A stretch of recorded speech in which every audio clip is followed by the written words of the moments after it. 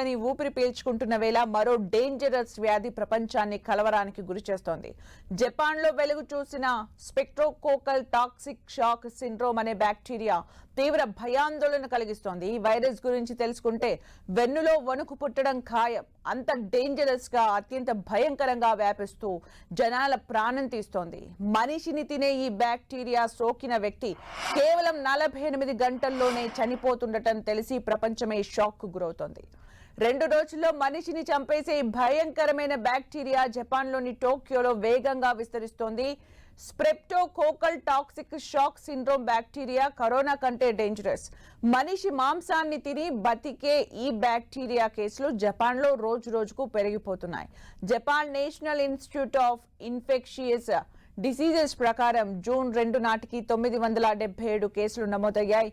అయితే బ్యాక్టీరియా కేసులు గతేడాది మొత్తం 941 నమోదు కాగా ఈ ఏడాది మాత్రం ఇప్పటికే 977 కేసులు దాటడం మరింత భయాందోళనకు గురయ్యే అంశం.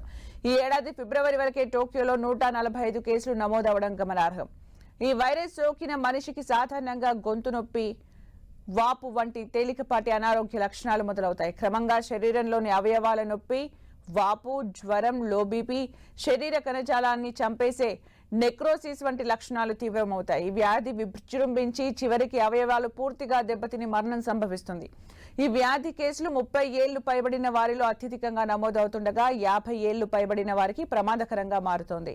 ఈ బ్యాక్టీరియాతో చాలా మరణాలు 48 గంటల్లోనే జరుగుతున్నట్లు జపాన్ శాస్త్రవేత్తలు గుర్తించారు. ఈ వ్యాధి సోకిన రోగికి ఉదయం పాదంలో వాపు వస్తే అది మధ్యాహ్నానికి మోకాలి వరకు వ్యాపిస్తుంది. ఆ తర్వాత 48 గంటల్లోనే ఆ వ్యక్తి చనిపోవచ్చని Tokyo women's medical university professor Ken Kikuchi వెల్లడించారు. ఈ బ్యాక్టీరియా వ్యాధి మరణాల రేటు 30% ఉండడం ప్రమాదకరమని హెచ్చరించారు. ఈ డేంజరస్ బ్యాక్టీరియా రోగిలోని పేగుల్లో జీవిస్తుందని, మలం ద్వారా చేతులను కలుషితం చేస్తుందని ప్రొఫెసర్ కెన్ కికుచి తెలిపారు. అందుకే చేతులు శుభ్రంగా ఉంచుకోవడం, ఒంటిపై గాయాలు ఉన్న వాళ్ళు వెంటనే చికిత్స చేయించుకోవాలని సూచించారు. ఈ డేంజరస్ బ్యాక్టీరియా వ్యాప్తి చెందకుండా అప్రమత్తంగా ఉండాలని విజ్ఞప్తి చేశారు. ప్రస్తుత పరిస్థితుల ప్రకారం ఈ ఏడాది జపాన్లో కేసుల సంఖ్య 2500కు చేరుకోవచ్చని అంచనా వేస్తున్నారు. అలాగే మరణాల రేటు కూడా ఊహించిన విధంగా ఉంటుందని చెబుతున్నారు. మరోవైపు 2022లో ఈ STSS తో కూడిన ఇన్వాసిస్ గ్రూప్ ఏ స్పెక్ట్రోకోకస్ వ్యాధి కేసులు సుమారు 5 ఐరోపా దేశాలు గుర్తించినట్లు ప్రపంచ ఆరోగ్య సంస్థ తెలిపింది.